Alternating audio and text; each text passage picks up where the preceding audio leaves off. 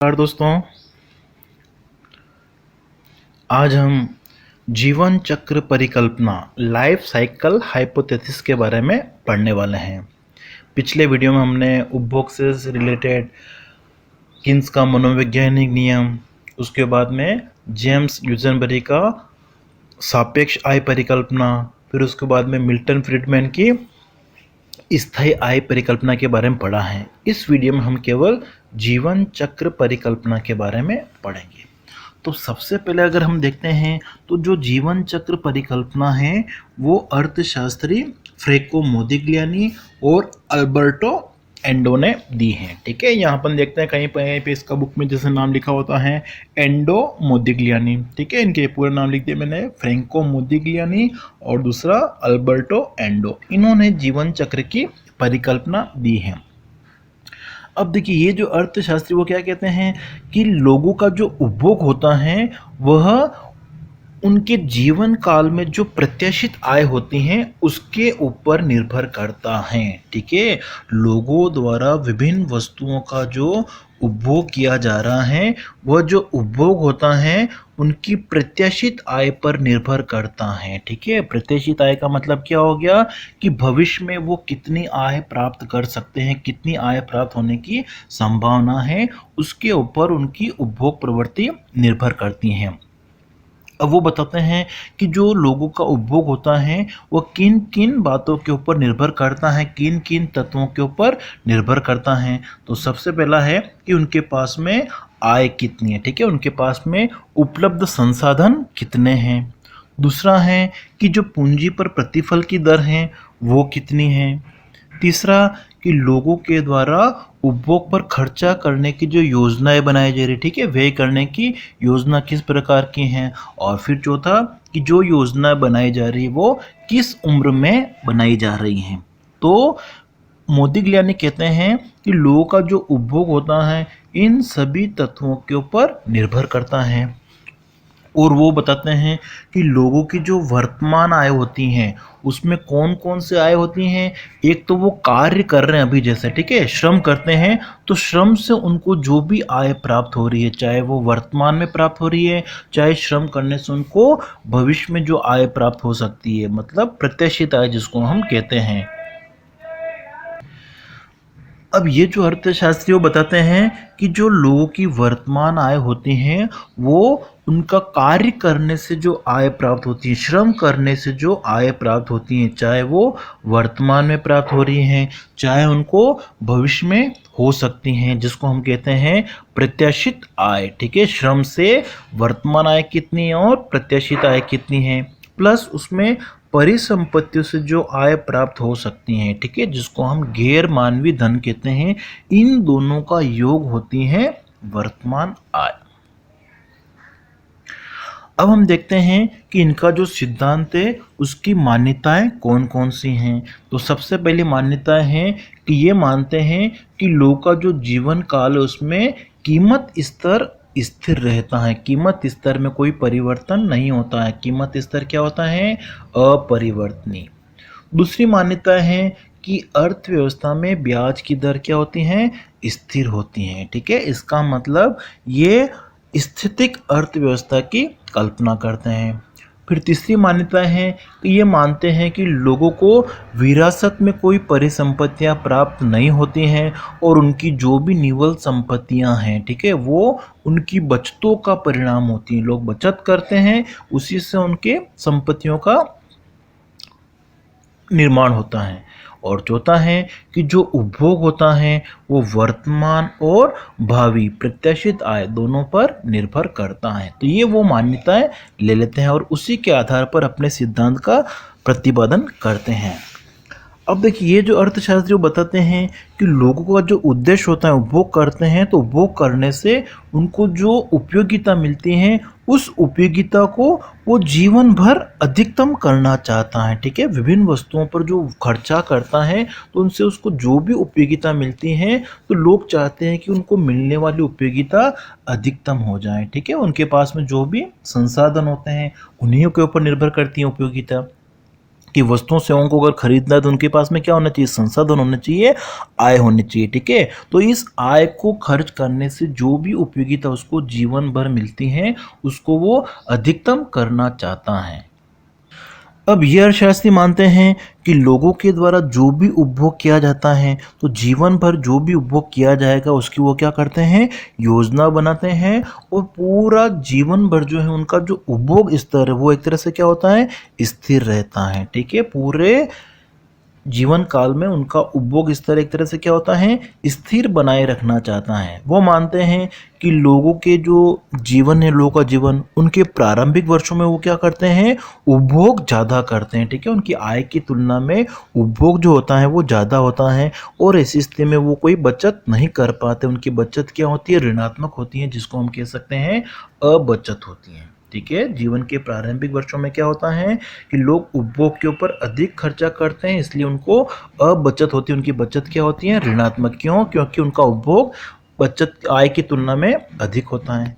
फिर वो बताते हैं कि जीवन के मध्य वर्षों में जब वो युवावस्था में होते हैं तो इस स्थिति में उनका उपभोग जो होता है वो क्या होता है, कम होता है। ठीक है, युवावस्था में क्या करते हैं, वो अपना उपभोग कम करके और अपनी बचतों को क्या कर देते हैं, बढ़ा देते हैं। और जब जीवन का अंतिम समय आता है, ठीक है, सेवानिवृत्ति का समय या बुढ़ापे के समय, तो वो क्या करते हैं, वापस अपना उपभोग क्या कर देते हैं, अधिक करते हैं। ठीक है, और बचतें क्या हो जाती है उनकी, कम हो जाती है। मतलब आय की तुलना में उनका उपभोग क्या हो जाता है, अधिक हो जाता है। ठीक है, जिससे बचतों में क्या हो जाती है, कमी हो जाती है। तो इस तरीके से उनका मानना है कि उनका जो जीवन काल है, उनका जो उपभोग स्तर वो एक तरह से क्या होता है, स्थिर रहता है, या उनमें जो वृद्धि होती है वो एक स्थिर गति से निरंतर होती रहती है, या थोड़ी सी वृद्धि होती है। ठीक है, इसलिए उनका उपभोग वगैरह क्या होता है, ऐसे ऊपर की ओर बढ़ता होता है, लेकिन स्थिर होता है, जो दर्शाता है कि उनका वर्ष भर, ठीक है, जीवन भर, मतलब जो उपभोग का स्तर है वो स्थिर या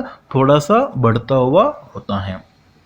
अब इसको समझाने के लिए हम इस एक रेखा चित्र का प्रयोग कर सकते हैं। ठीक है, इस रेखा चित्र में हमने ओ एक्स अक्ष पर समय लिया है, उनका जीवन काल लिया है, और इस ओ वाई अक्ष पर हमने उपभोग की मात्रा ली है, और सी जो हमारा है, सी डैश, ये क्या है, उपभोग वक्र है। ठीक है, ये ऊपर की ओर बढ़ता हुआ है, जो क्या दर्शाता है कि समय के साथ साथ में उपभोग जो होता है एक स्थिर गति से बढ़ता हुआ होता है, हल्का सा धीरे धीरे बढ़ता हुआ होता है। और दूसरा हमारा जो y0 y1 वक्र है, ये उपभोक्ता की जीवन भर की आय को दर्शाता है। इस रेखा चित्र को अगर हम देखते हैं तो T1 समय पर अगर हम देखते हैं, या T1 समय से पहले की अगर बात करते हैं, तो लोगों का जो प्रारंभिक जीवन स्तर होता है, जो उनके जीवन के शुरू शुरू के वर्षों में उपभोग का स्तर क्या होता है, ज़्यादा, और आय क्या होती हैं, कम होती हैं। इस स्थिति में वो बचत नहीं कर पाते हैं। लेकिन T1 समय से लेकर T2 समय, जो उनका युवावस्था हम कह सकते हैं, तो ऐसी स्थिति में उनकी आय का जो स्तर होता है वो क्या होता है, अधिक होता है, लेकिन उसकी तुलना में उपभोग का स्तर थोड़ा क्या होता है, कम होता है। तो ऐसी स्थिति में वो क्या करते हैं, बचत करते हैं। ठीक है, T1 से लेकर T2 तक की जो समयावधि है, ठीक है, जो लोगों की युवावस्था होती है, इस स्थिति में उनकी आय का स्तर अधिक होता है, लेकिन उसकी तुलना में उपभोग का स्तर क्या होता है, थोड़ा कम होता है। तो वो लोग क्या करते हैं, बचत करते हैं। और T2 समय के बाद में, ठीक है, T2 से लेकर T तक की जो समयावधि है, जो बुढ़ापे की अवस्था है, तो इस स्थिति में उनका जो आय का स्तर वो वापस क्या हो जाता है, कम हो जाता है। ठीक है, जब वो अपने कार्य से रिटायरमेंट हो जाते हैं तो इस स्थिति में उनकी आय का स्तर तो क्या हो गया, कम, लेकिन उपभोग का जो स्तर होता है वो अधिक ही रहता है। तो इस स्थिति में उनकी जो बचतें वो क्या होती हैं, अबचत हो जाती हैं। ठीक है, बचतें जो है वो एक तरह से ऋणात्मक हो जाती हैं। तो जो मोदिग्लियानी हैं, एंडो हैं, ठीक है, वो क्या बताते हैं कि जीवन भर के अगर हम औसत की तुलना करते हैं तो जीवन के प्रारंभिक वर्षों में उनकी बचतें ऋणात्मक हैं, और जीवन के अंतिम वर्षों में बचतें ऋणात्मक हैं। जो युवा अवस्था में उसने बचत की थी उसी के बराबर हो जाती है। ठीक है, ये जो बचतें हैं वो किसके बराबर हो जाती हैं, इन अबचतों के। जीवन के प्रारंभिक वर्षों में जो अबचत हुई थी और जीवन के अंतिम वर्षों में जो अबचत हुई थी। तो इसी से हम कह सकते हैं कि जीवन भर उसने बचत कितनी की थी, BYS इतनी। ठीक है, इतनी बचत की थी उसने बी वाई एस के बराबर, और उसकी ऋणात्मक बचत कौन सी है, ये बी सी वाई जीरो, ठीक है, ये सी बी वाई जीरो कह सकते हैं। और दूसरा ये वाला जो जीवन के अंतिम वर्षों में है, S C one Y one के बराबर, ठीक है, एस सी वन वाई के बराबर। तो जब इन दोनों अबचतों को हम जोड़ लें, ठीक है, जीवन के प्रारंभिक वर्षों वाली और अंतिम वर्षों वाली अबचत का जो मूल्य होता है वो जीवन के जो मध्य वर्ष हैं उसमें जो बचत करता है उसके बराबर होता है। इसका मतलब ये बताते हैं कि जब लोग मर जाते हैं, ठीक है, तो ऐसी स्थिति में उनकी जो बचत होती है, ठीक है, शुद्ध बचत एक तरह से क्या होती है, शून्य हो जाती है, ठीक है। तो ये मोदी-गिलानी का सिद्धांत है, और इस सिद्धांत को हम इस समीकरण के द्वारा भी प्रस्तुत कर सकते हैं, ठीक है। इनका जो उपभोग फलन है वो क्या होता है, सी टी बराबर फंक्शन ऑफ वी टी, मतलब वर्तमान समय का जो उपभोग है वो किसके ऊपर निर्भर करता है, उनके पास में कुल संसाधन कितने हैं, ठीक है, मतलब भावी और वर्तमान आय कितनी है श्रम से जो कमा रहे हैं, प्लस उनके पास में जो गैर मानवीय धन है वो कितना है, उनको हम कहते हैं कुल संसाधन। तो इन कुल संसाधनों की मात्रा के ऊपर निर्भर करता है उनका उपभोग। अब उनका जो पास में कुल संसाधन है, तो कुल संसाधन में क्या क्या होता है, ठीक है, जो हमने पहले देखा था, उनके पास में एक तो क्या होता है, उनकी वर्तमान आय जिसको हम कहते हैं वाई टी। दूसरा जो भविष्य में वो कमा सकते हैं, भविष्य में जो आय मिल सकती है उनको कार्य करने से, श्रम करने से, जिसको हम लिखते हैं वाई ई एल टी, ठीक है, जो भावी प्रत्याशित श्रम आय का वर्तमान मूल्य को दर्शाती हैं। और उनके पास में जो परिसंपत्तियों का वर्तमान मूल्य उसको हम ए टी के द्वारा प्रदर्शित करते हैं। तो ऐसी स्थिति में उनके पास में जो कुल संसाधन होते हैं उसको हम इस समीकरण के माध्यम से बता सकते हैं। वी टी बराबर फंक्शन ऑफ वाई टी, वर्तमान आय कितनी है, भावी आय कितनी है प्रत्याशित, और उसके पास में जो परिसंपत्ति उसका मूल्य कितना है। अब हम कुल उपभोग फलन अगर ज्ञात कर सकते हैं तो हमारा जो कुल उपभोग फलन है, अब हम लोगों के कुल उपभोग फलन को इस तरीके से लिख सकते हैं, ठीक है। सी टी इक्वल टू क्या होता है, जैसे देखो हमने पढ़ा था कि सी टी जो है वो क्या है, फंक्शन ऑफ वी टी है, और वी टी का जो मूल्य होता है वो क्या होता है, ये हमने लिख रखा है, ठीक है, function of Y T, Y E L T और ए टी। तो ये जो मान है वी टी का, अगर हम इसको यहाँ पे प्रतिस्थापित करते हैं, ठीक है, इस वी टी के जगह, तो ऐसी स्थिति में हमको एक नया उपभोग फलन प्राप्त हो to A one Y T plus A two Y E L T plus A T, ठीक है, ए थ्री है ये, तो जिसमें ये A one A two A three किसको प्रदर्शित करते हैं, एम पी सी को, ठीक है। ए वन जो है किसकी एम पी सी है, वर्तमान आय की, मतलब वर्तमान आय का वो उपभोग पर कितना खर्चा करते हैं। ए टू जो है वो क्या है, प्रत्याशित आय की एमपीसी, और ए थ्री जो है वो हमारी परिसंपत्तियां जो है उनकी एमपीसी को प्रदर्शित करता है। और इस उपभोग फलन से, कुल उपभोग फलन से हम ए पी सी भी ज्ञात कर सकते हैं। तो औसत ज्ञात करने के लिए क्या होगा, क्या करना होगा, इस उपभोग फलन में हम क्या करते हैं, वाई जो वर्तमान आय है उसका हम भाग दे देंगे, ठीक है। तो इस पूरे में हम किसका भाग देंगे, वाई का।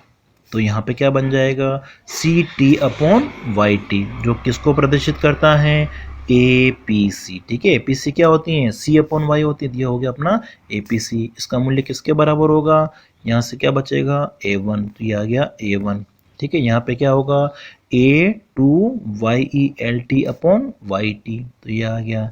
और ए थ्री वाला जो है यहाँ पे क्या हो जाएगा, A three into A T upon Y T, ठीक है। तो ये हमारा औसत उपभोग प्रवृत्ति का समीकरण है।